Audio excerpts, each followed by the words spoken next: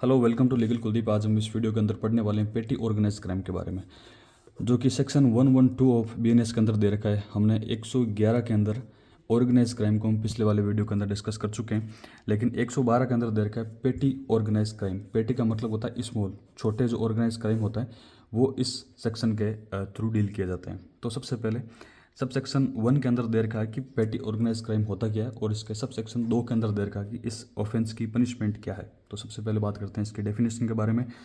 तो कोई भी पर्सन मेंबर है या तो किसी ग्रुप का या फिर किसी गैंग का, और वो एक्ट करता है, कोई भी क्रिमिनल एक्ट करता है, या तो वो सिंगली अकेला एक्ट करता है या फिर उस गैंग के जो मेंबर हैं वो मिलकर के एक्ट करते हैं, ठीक है। तो वो मेंबर होना वहाँ पर जरूरी है, तभी वो एक ऑर्गेनाइज क्राइम, पेटी ऑर्गेनाइज क्राइम के अंदर आएगा। क्योंकि यदि एक सिंगल पर्सन मान लो थेफ्ट करता है तो वो थेफ्ट के लिए लाइबल हो जाएगा।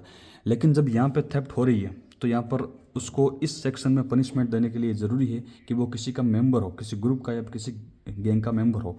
तो वो किसी ग्रुप या गैंग का मेंबर है, भले ही वो सिंगली एक्ट करे, मान लो वो अकेला ही काम करे, ठीक है। मान लो एक 5 लोगों का ग्रुप बना हुआ है जो चोरी करते हैं, और वो दिन में क्या करते हैं कि घरों की रेकी करते हैं कि कौन सा घर जो एक अनसेफ है, मतलब सिक्योरिटी वगैरह कम है जिसमें हम चोरी कर सकते हैं।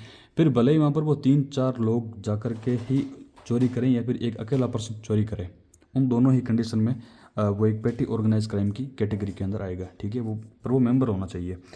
तो ये अब कौन कौन से क्रिमिनल एक्ट होते हैं, क्योंकि देखो 111 के अंदर हमने बड़े बड़े ऑफेंस देखे थे, मतलब किडनैपिंग हो गया, रॉबरी हो गया, एक्सटॉर्शन हो गया, ठीक है।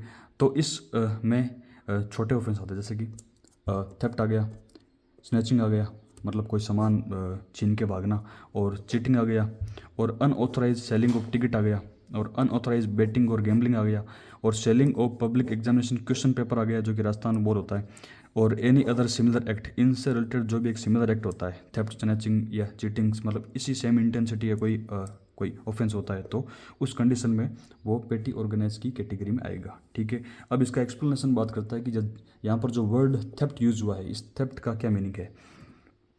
तो इस थेफ्ट के अंदर आता है ट्रिक थेफ्ट।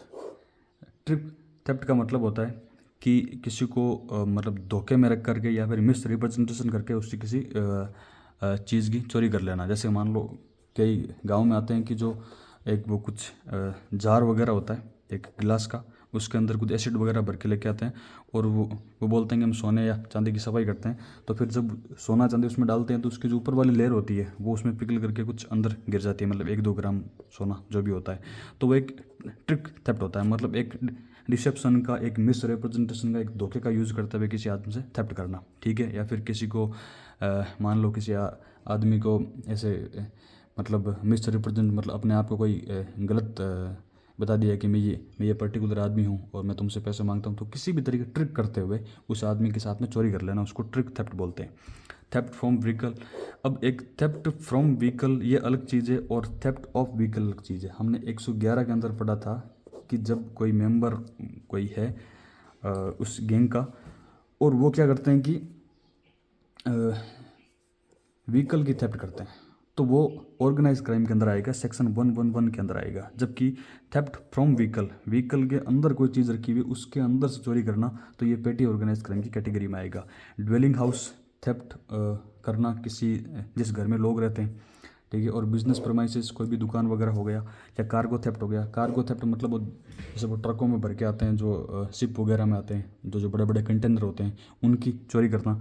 या फिर पिक पॉकेटिंग करना, जेब गत्रा वाला जो काम होता है वो। और theft from card skimming, card skimming का मतलब हो गया कि जब एटीएम मशीन में जब आप कार्ड डालते हो तो उसके जब कार्ड डालने वाली जगह पर कुछ एक डिवाइस लगा देते हैं। उस डिवाइस में जैसे ही आप अपने पिन वगैरह एंटर करते हो, तो जो भी इन्फॉर्मेशन होती है, आपके अकाउंट नंबर हो गए, आपके उस कार्ड के नंबर हो गए, वो सारा का सारा उस डिवाइस में स्टोर हो जाता है, और फिर उसका यूज़ करते हुए आपके कार्ड से पैसे वगैरह का एक इलीगल ट्रांजैक्शन होता है, वो मतलब पैसे निकाल लेते हैं आपके, तो उसको कार्ड स्कीमिंग बोलते हैं, और वो भी एक तरह की थेफ्ट होती है। या फिर शॉप लिफ्टिंग, शॉप लिफ्टिंग का मतलब हो गया कि आप दुकान में जा रहे हो एज ए कस्टमर, लेकिन आपका इंटेंशन है वहाँ पर चोरी करने का, ठीक है, और आपने वहाँ से कुछ चोरी कर ली, तो उसको शॉप लिफ्टिंग बोलते हैं।